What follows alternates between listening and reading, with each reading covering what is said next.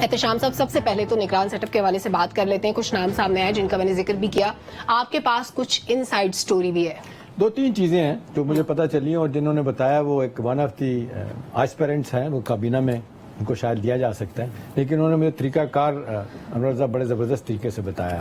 جو ہوا ہے بالکل صحیح ہوا. جو کہتے ہیں 100 سے زیادہ نام تھے، اس کے بعد پھر شارٹ لسٹ کیا گیا، پھر شارٹ لسٹ کیا گیا اور پھر 2 کیٹیگریز ڈفرینٹ طریقے سے بنائی گئی کیا کرنا ہے. پہلی تو یہ تھی کہ جی جو نام لیے گئے ان کی سیکیورٹی کلیئرنس، وہ تو یوزل سی بات ہوتی ہے. پھر جو فائنل لسٹ تیار کی گئی، اور تیسرا تھا کہ وہ کاکڑ صاحب کو چوائسز دی گئیں کہ جی آپ ان میں سے لے سکتے ہیں، وہ چوائس کر سکتے ہیں اپنی. پھر کرائٹیریا رکھا گیا، وہ بھی 3 قسم کا تھا کہ کوئی ماضی کا بیگیج نہیں ہونا چاہیے، سیاستدان نہیں ہونا چاہیے، اس کا کوئی باعث نہیں ہونا چاہیے، اور یہ کہ جو اہم بات کی جو مجھے انہوں نے کہا جی ٹیکنوکریٹس تقریباً سارے کے سارے وہی ہوں گے، وہی آئیں گے. کہنے لگے کچھ مس ایپ ہوئے ہم سے، مثلاً یہ دلیر عباس جیلانی صاحب کا کہنے لگے پروٹوکول دے دیا گیا، اس کے بعد پھر پروٹوکول واپس لیا گیا. وہ کہنے لگے کوئی اچھا ٹیسٹ نہیں تھا. بہرحال اب ان کو کہا جا رہا ہے کہ جی وہ وزیر بن جائیں گے. اب جو ساری ڈاکٹر صاحب سیٹ اپ میں چیزیں ہونی وہ تو ہونی ہیں. میرے لیے جو سب سے حیرت والی بات تھی، جو بڑا واضح طور پر لگ رہا ہے کہ سسٹم کنٹینیو کرے گا، اس میں آج چیمہ صاحب جو نگران پرائم منسٹر جو نواز شریف صاحب شہباز شریف صاحب کے وہ مشیر تھے، وہ نگران وزیر اعظم کے مشیر کے طور پہ کام کرتے رہیں گے، پرنسپل کرتے رہیں گے.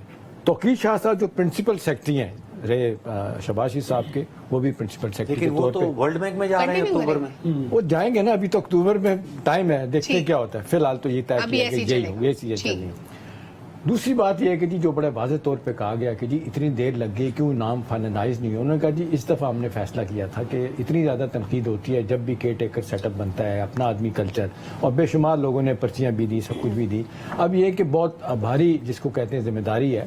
سیاستدان تو اپنی ذمہ داری سے جس طریقے سے عہدہ بھرا ہوتے ہیں وہ اور بات ہے.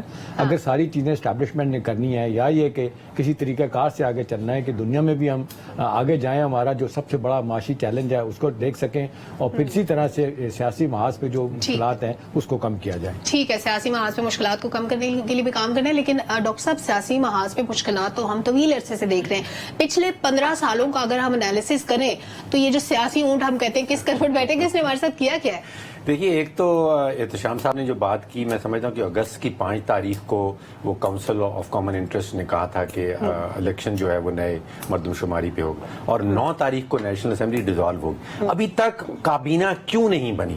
ابھی تک آپ کے پاس 24 کروڑ پاکستانیوں کا یہ ملک ہے، آپ کے پاس فائنانس منسٹر نہیں ہے. آپ کی معیشت جو ہے وہ ایمرجنسی وارڈ میں پڑی ہے، آپ کے پاس وزیر خزانہ نہیں، آپ کے پاس آپ کے پاس فارن سیکرٹری نہیں ہے، آپ کے پاس فارن منسٹر تو چھوڑیے، فارن سیکرٹری بھی نہیں. 18 سال کا سیاسی اونٹ.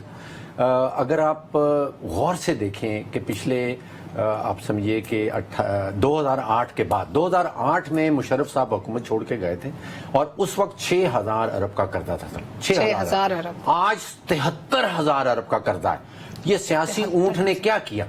میرے نزدیک آپ جتنی سیاسی جماعتیں، جتنی ساری سیاسی جماعتوں نے حکومت کی ہے 2008 اور آج کے درمیان میں، انہوں نے کیا کیا؟ سارے مل کے 4 کام کرتے ہیں. پہلا یہ کام کرتے ہیں کہ روزانہ کا 15-20 ہزار ارب اضافی قرضہ لے لیتے ہیں. روزانہ کی بنیاد پہ 2-4 ہزار ارب روپیہ روزانہ کی بنیاد پہ جو سیاسی ریاستی ادارے ہیں، PIA، پاکستان ریلوے، اس میں نقصان کر دیتے ہیں. اپنے سیاسی حریفوں کو مقدمے بناتے ہیں. یہ تیسرا کام کرتے ہیں.